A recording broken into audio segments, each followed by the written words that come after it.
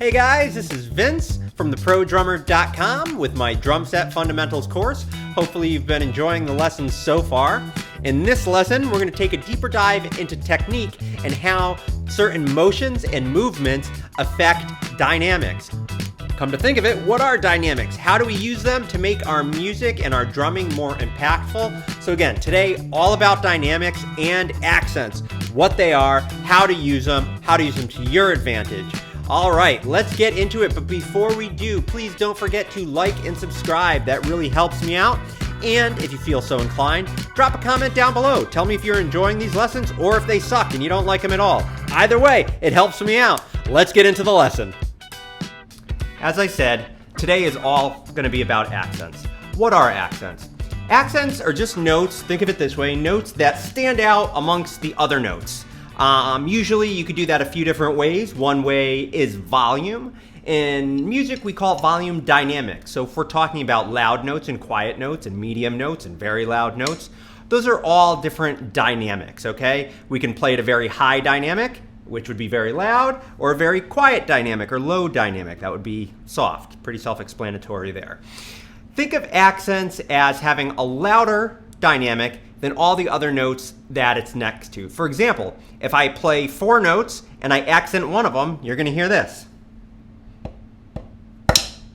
Okay? That third note was obviously accented. Let's do another one. We'll accent the 4th note. Okay? Doesn't need to be that dramatic. I'm just doing that so you can really see the difference between accented notes and non-accented notes.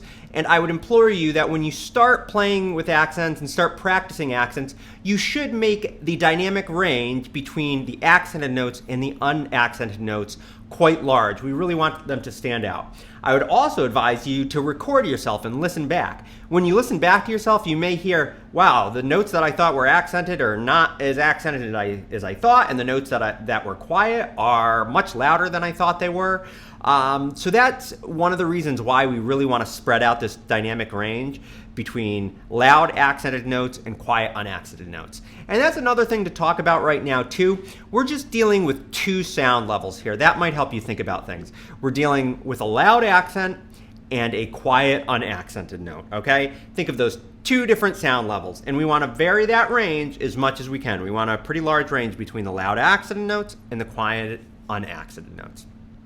So, here's some examples to get comfortable with accents. There's going to be 2 basic ones that I want you to try in each hand, so it'll really be 4 total. Let's start with our right hand. Before we start, let's just remember how we're holding the sticks. Again, our thumb is on the stick. Our index finger is wrapping around on the opposite side. Usually the thumb will fall within this first fold here of the index finger, and all the other fingers are just wrapping around the stick gently like that. Make sure that the butt end of the stick is up against and hits this fleshy shock absorber part of your hand right here. We don't want to hold the stick right now and have it all the way over here. We don't want to have it all the way over there. We want it kind of right in the middle there. So keep that in mind. And again, the fulcrum that we're going to be using is going to be in between the thumb and the index finger, or thumb and the middle finger. That's where it's going to move. So you can see that's what's happening when we're making a stroke. All right, so the first dynamic exercise we're going to try, it's just going to be with one hand. We'll start with our dominant hand. It's my right hand. We're going to play a loud note and then a soft note, a loud note and then a quiet note, a loud note and then a quiet note. And we're going to play it like this. 1 and rest, rest. 2 and rest, rest. 3 and, or really 1 and rest, rest. 3 and rest, rest. That's more accurate. Okay, so it'll sound like this. Right hand only. Here we go. 1, 2, 3. Here we go. 1 and rest, rest. 1 and rest, rest.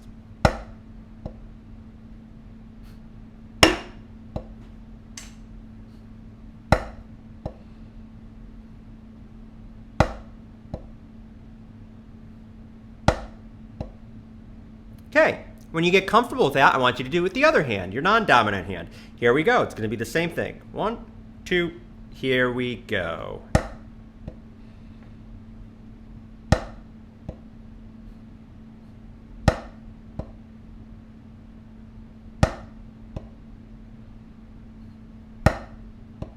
Okay? Now let's go back and forth. So it'll be 1 and 2 and 3 and here we go.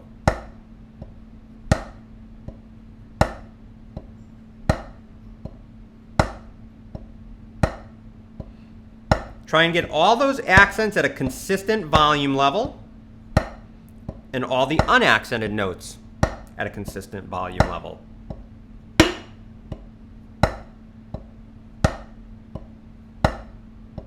Nice and even. We're not speeding up, we're not slowing down. We want to start this quite slow.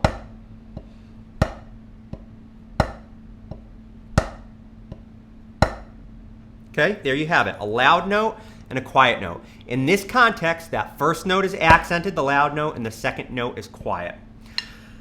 One thing that I want you to be aware of, we can play these accent and non-accent notes in any position, with any grip we're using, whether we're playing match grip, traditional grip, whether we're playing German, American, French grip. It doesn't matter. It doesn't matter the technique we're using.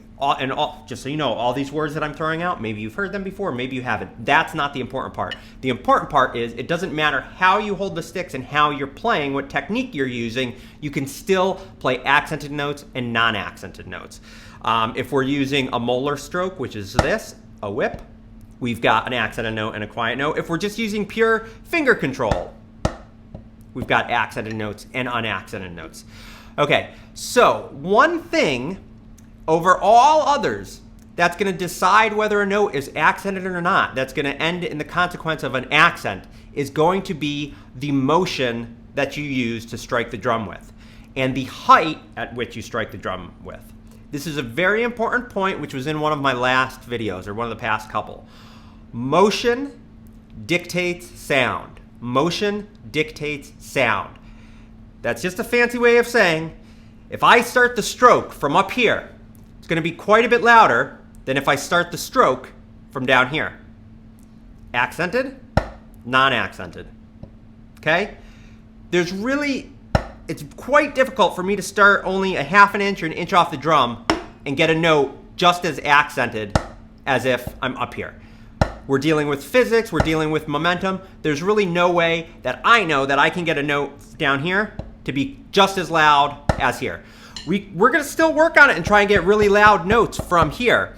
But it's important to know right now it's a little tricky to get that really loud note from down here. So for right now, accented notes are going to start higher than unaccented notes. Motion dictates sound. The higher the strike, the higher the stroke, the larger the motion, the louder it's going to be. The smaller the motion, the lower the stroke, the quieter, the softer it's going to be. That seems like something that's quite obvious, but it's really, really significantly important to understand the fundamental principle underlying this. If I start a stroke from up here, it's going to be louder and have more energy than if I start a stroke from here. Okay, it's going to be quieter. I know that sounds super self-explanatory, but that's really, really, really crucial that you understand that. Okay, next. Now, let's do the opposite. We're going to go from soft to loud. We're going to start with our right hand, and it'll sound like so. 1, 2, 3, 4. Soft, loud. Ready? Again. Soft, loud. Soft, loud. Soft, loud. Soft, loud.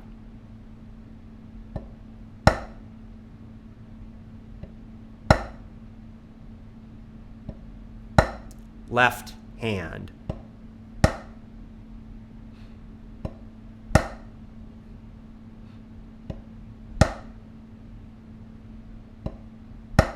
Both hands. Soft, loud, soft, loud, soft, loud, soft, loud.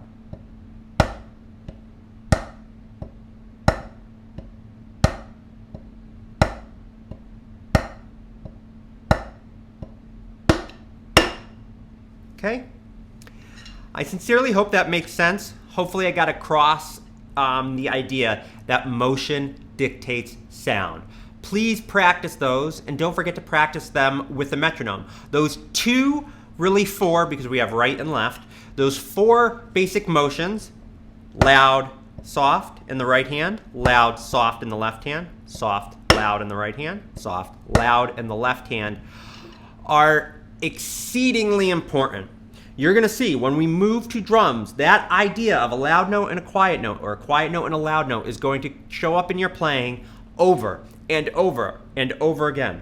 It's also exceedingly important to understand this before we move on to our next lesson, which is all about rudiments. We'll go over that in the next lesson, but it's really important to tackle this and understand that, this simple yet revolutionary concept almost of how motion dictates movement. You gotta, how motion and movement dictate sound.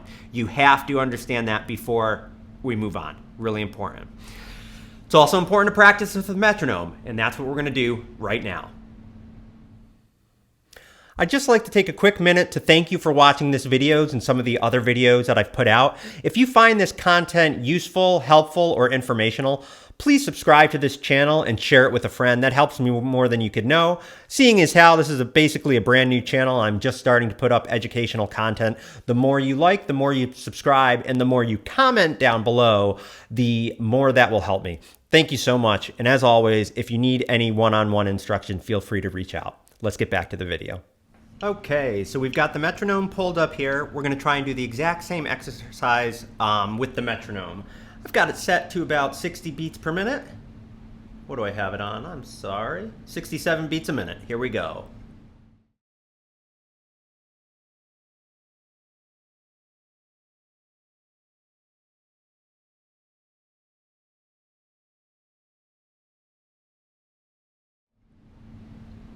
Three, 4. 1, 2, nice and slow. Right, right, left, left.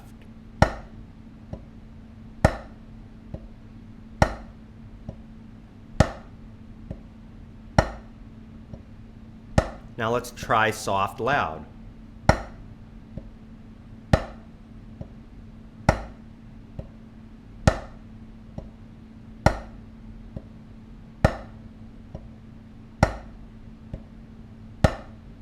Cool. Once you're comfortable with that, you can do the exact same thing, but we're going to do it at twice the rate. So instead of playing 1, 2, 3, 4, we're going to play 1 and 2 and 3 and 4 and 1 and 2. It'll sound like this. 3 and 4 and.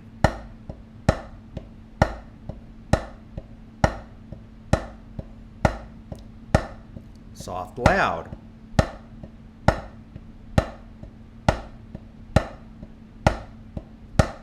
Loud, soft.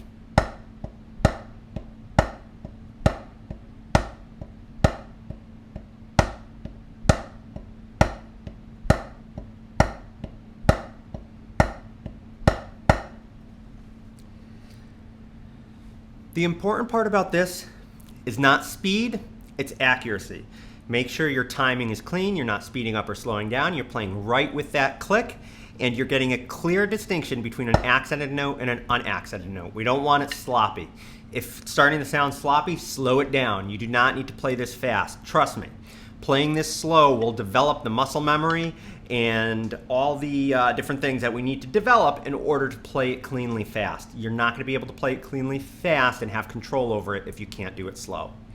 All right, so the next step we're going to do, we're going to take a little bit of a different rhythm. We're just going to take solid 16th notes, and instead of playing right, right, left, left like we were doing, we're just going to alternate hits. Right, left, right, left, right, left, right, left. 1 E and 2 E and 3 E and 4 E and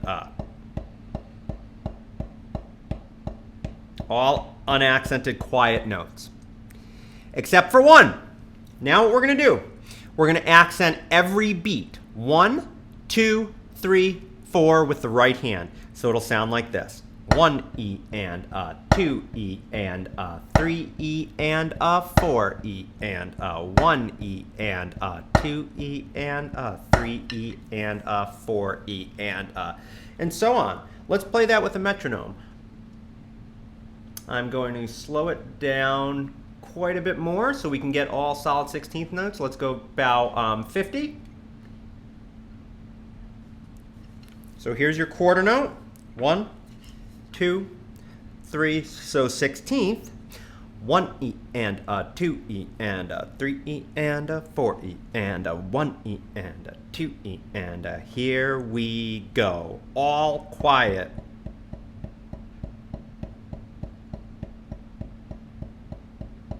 Now accent on the beat.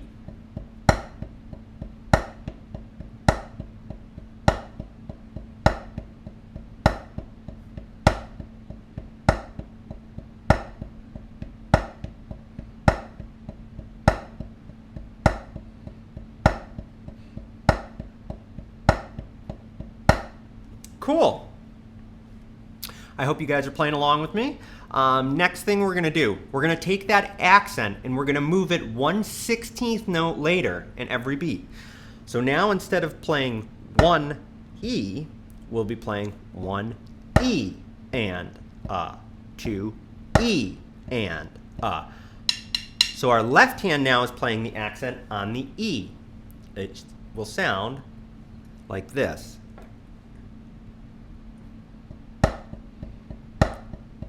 3 E and 4 E and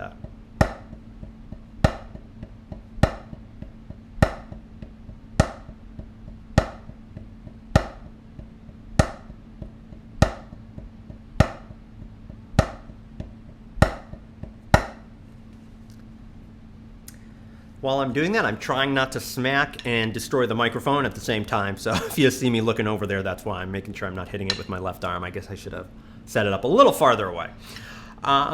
Next, you can probably guess what we're going to do. We're going to move the accent 1/16th note later to the and. It will occur with our right hand again. 1 E and Here we go.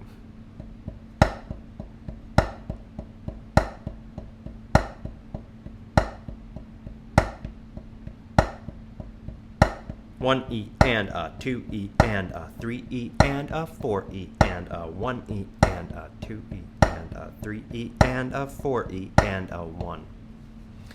Next step, not going to stop it. We're going to move it to the now. It'll be with the left hand.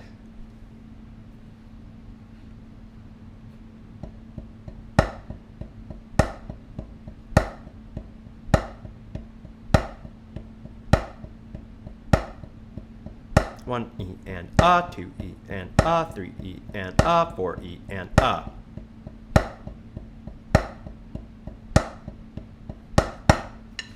Okay. Take that slowly, very slowly. Make sure you're playing it accurate. Again, I can't stress enough. Accuracy is key. Slow and accurate, not fast and sloppy right now. Okay? Play it slow. Train your body in those motions. One thing I'd like to mention. If I was to play that first one that I showed you, 1 E and with the accent on the beat, and I stopped playing my left hand,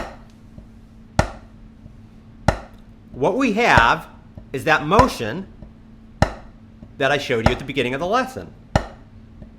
Loud, quiet, or loud, soft, high, low, a stroke from high and then a stroke from low. Same thing with the left hand. 1 E and 2 E and if I stop the right hand, accented, unaccented, accented, unaccented, loud, soft, high, low, high, low.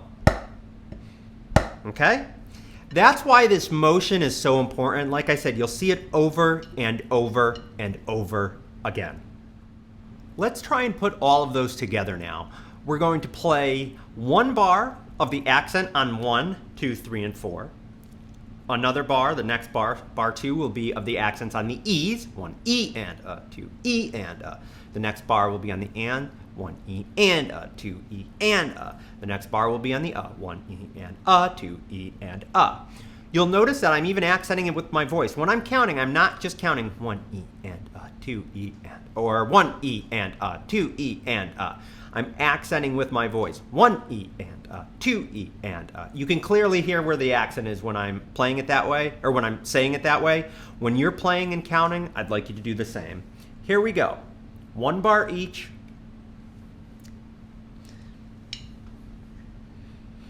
One and a, 2 E and a.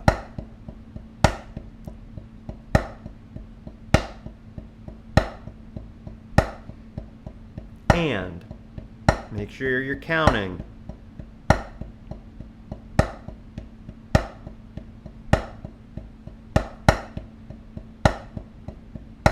Back to 1. E. And.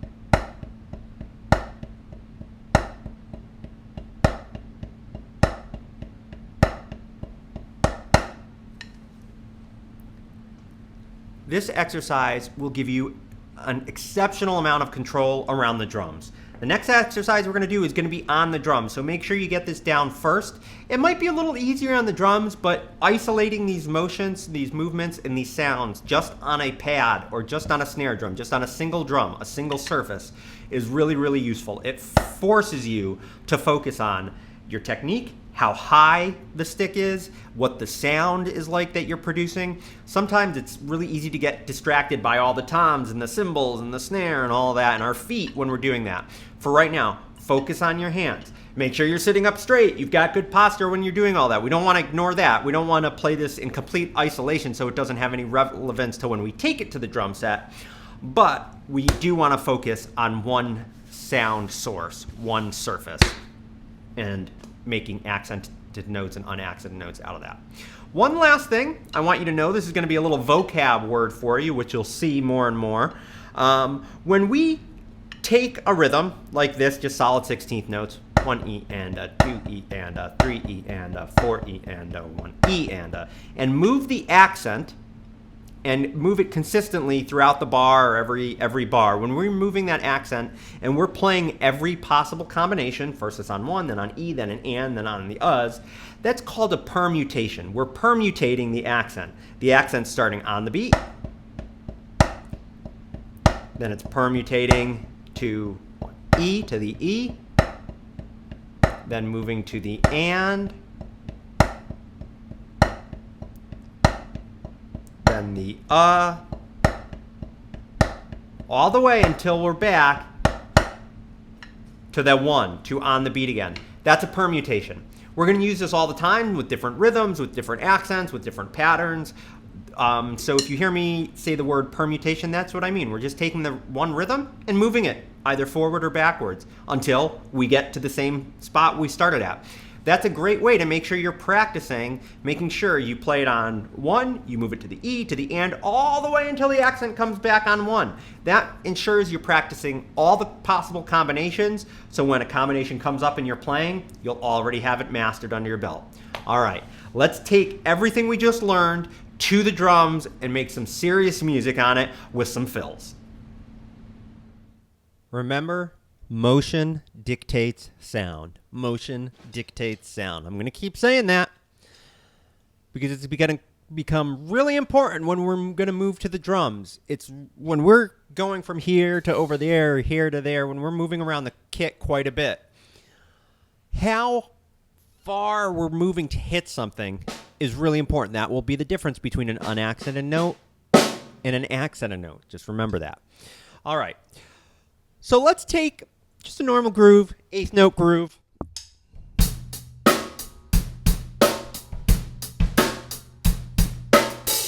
Okay, normal 8th note groove, and let's take the 16th note groove that the 16th note fill we played before, 1 E and a, 2 E and a, 3 E and a, 4 E and a, but add an accent. We're going to play it all on the snare, add an accent to 1, 2, 3, 4. All the other notes are going to be unaccented. They're going to be quieter, like this. 1, 2, 3, 4.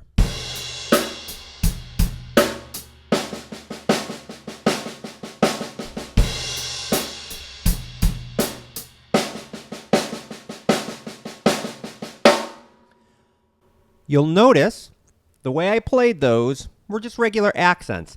In this context, we can play a rim shot on the snare drum for an accent, okay?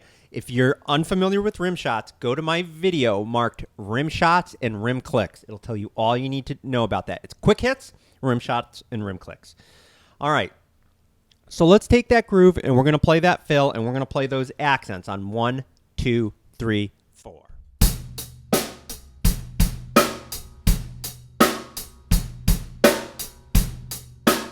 Here we go.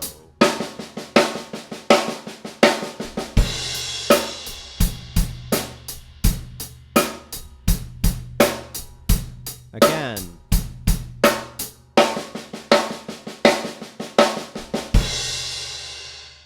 Okay. Now, when we move around the drums, instead of moving one beat, 1 E and a 2 E and a 3 E and a 4 E and a, if we just move one hit,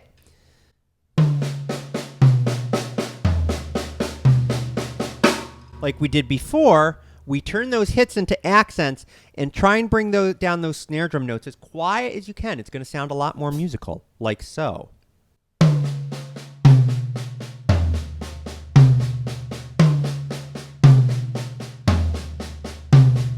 1 E and a 2 E and a 3 E and a 4 E and a 1 E and a 2 E and a... That's your new fill. Accented notes on the toms, unaccented notes in the snare drum at a rate of 16ths. Okay? So I'm going to put on a metronome, and I'm going to play that for you. Nice and slow, 70 beats a minute. I'm going to play 3 bars of a groove, 1 bar of a fill, accented notes on the toms. Here we go.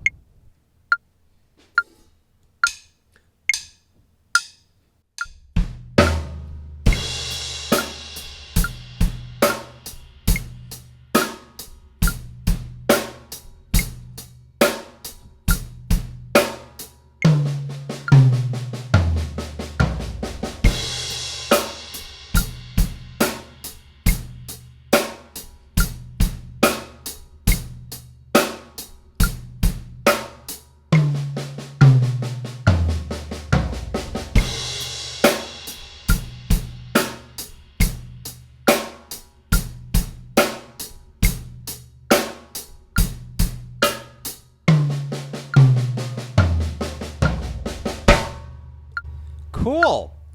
Notice, if I were to take out my left hand and just play my right hand on one sound source, I would have that motion. Large, small, high, low, high, low, high, low, high, low. Okay? Even though I'm moving all the way here, I still have a large motion and then a low hit. High hit, low hit. Large motion, small motion. Okay? Let's play that one more time. And I'm going to play around the toms, not in the same order each time, just so you guys can hear it. Let's go a little faster. We'll go up to 80. 82.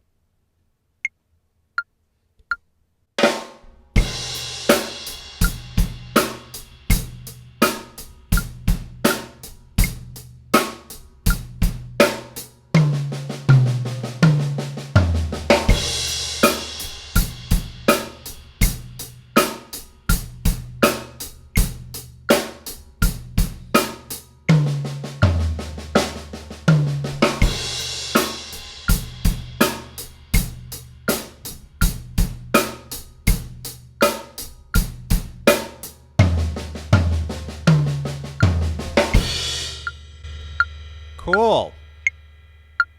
All right. Let's take this a step further. Now let's start adding in an accent on all the other notes. So I'm going to just play with the metronome again. I'm going to lower it down to like 70 again. I'm going to play solid 16th notes, 1 E and a 2 E and a 3 and a 4 and a, just on the snare drum, but I'm going to go back and forth with that same exercise. I'm going to permutate that accent from 1 to the E to the and to the Here we go.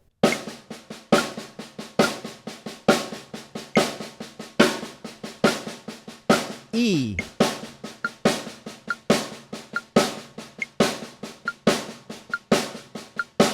And.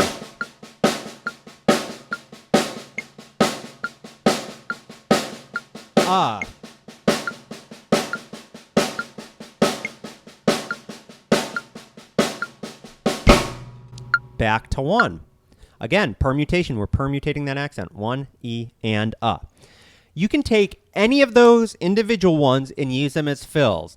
Let's take it and as the E, and we'll play the accents on the E's, and we'll use that on a fill. Just on the snare drum. I'm going to play 1 bar and 1 bar for you.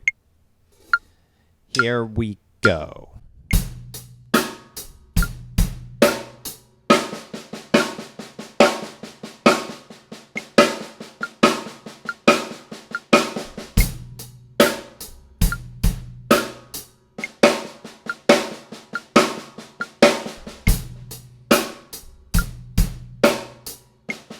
On the and, add a crash.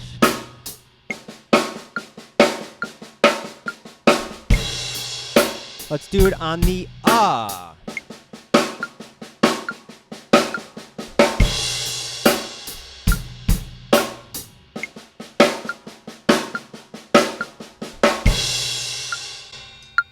What I recommend for you to do is to go through all those permutations.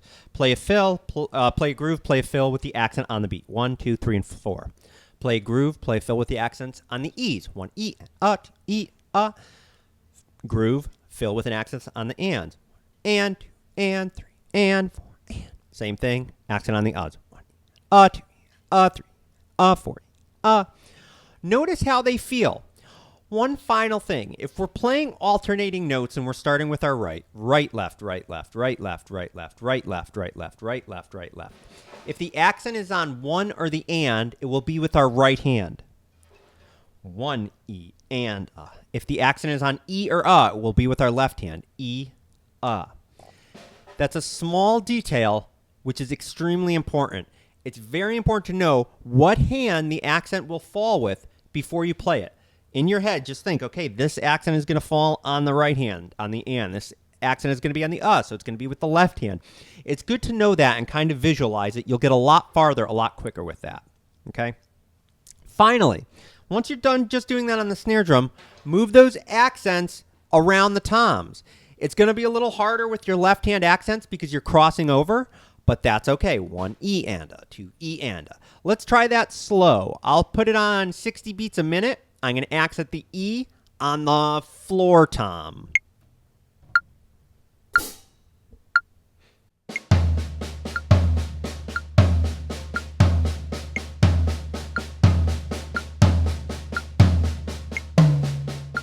On the high tom.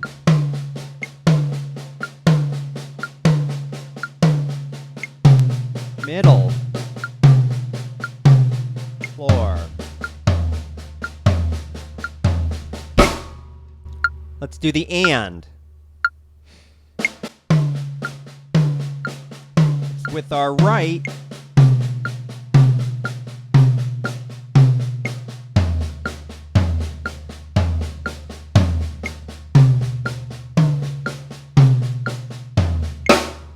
Let's do the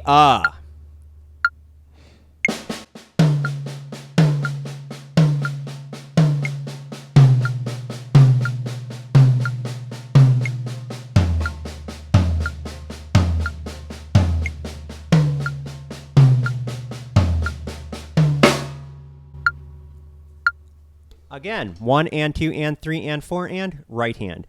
E, left hand.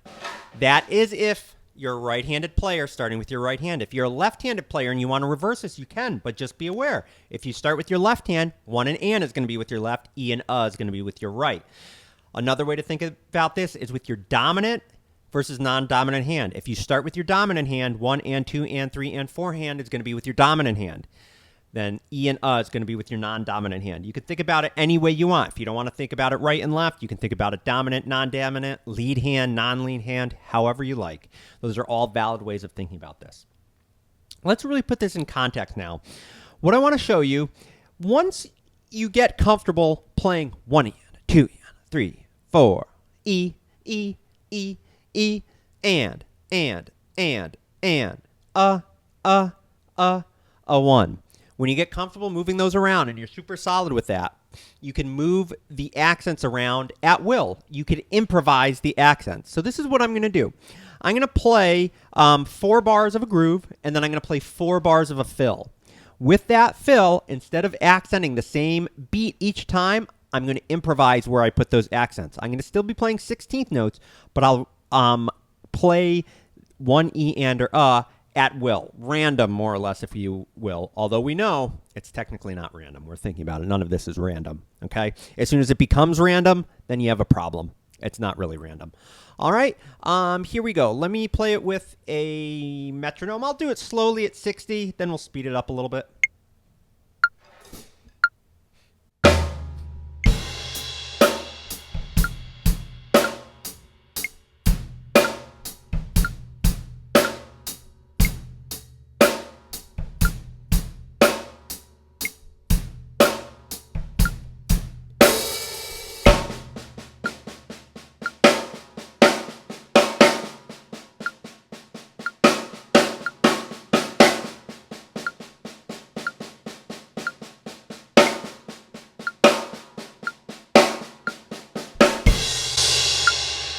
Okay, let's play that a little faster. It's tricky to play it at slow speeds. It's important to work on that, but it's tricky. Let's go to like 85.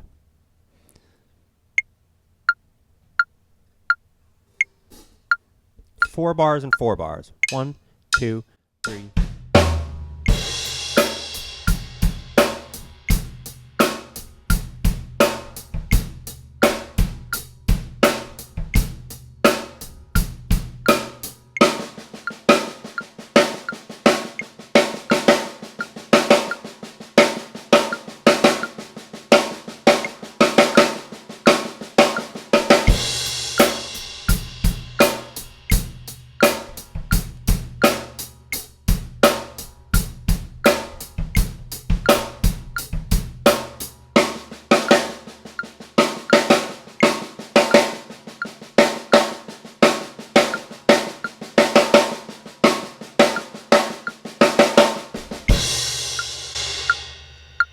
Okay, you can really hear some of the implications with this. When we start moving that around the toms, it's going to sound killer. 3, 4.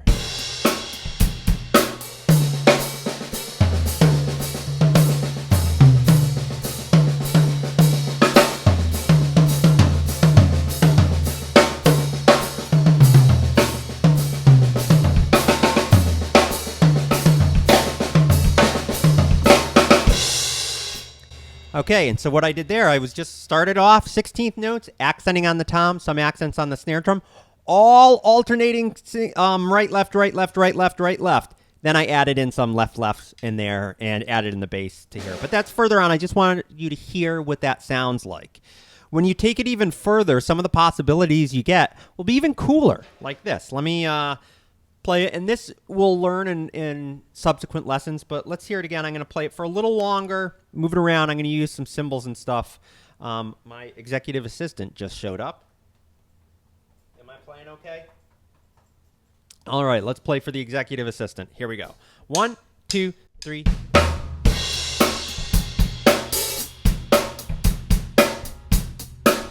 Here we go. 3, 4.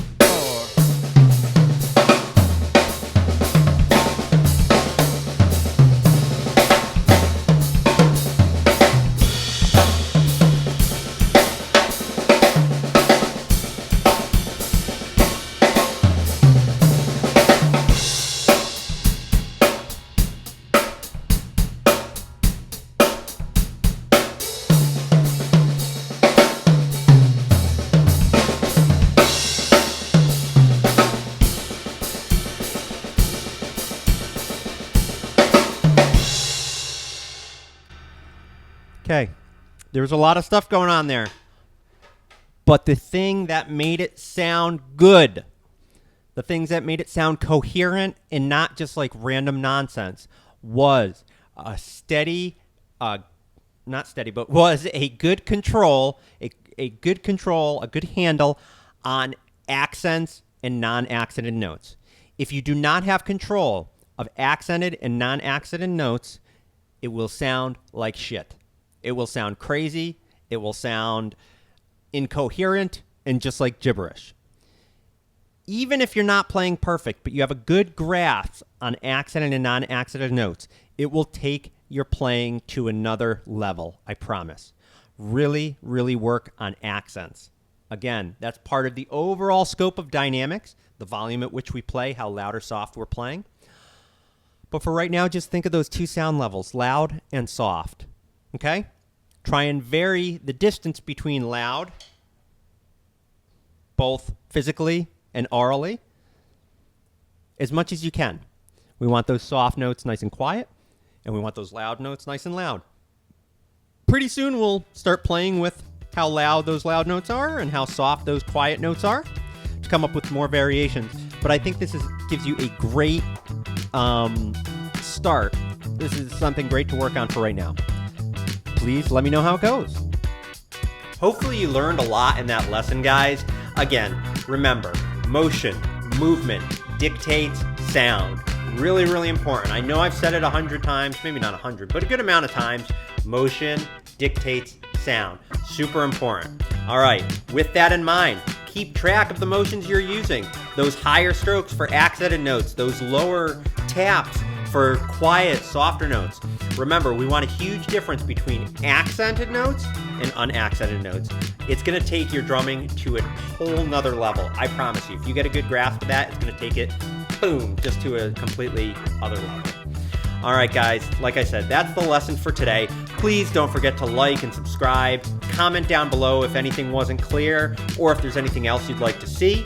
As always, if you'd like some one-on-one instruction, I'd love to teach you virtually. You can reach out to me at my email, vince@theprodrummer.com, my website, www.theprodrummer.com, or you can reach me on Instagram @TheProDrummer. Until the next time, make some noise, have fun, play some drums, and I'll see you guys later.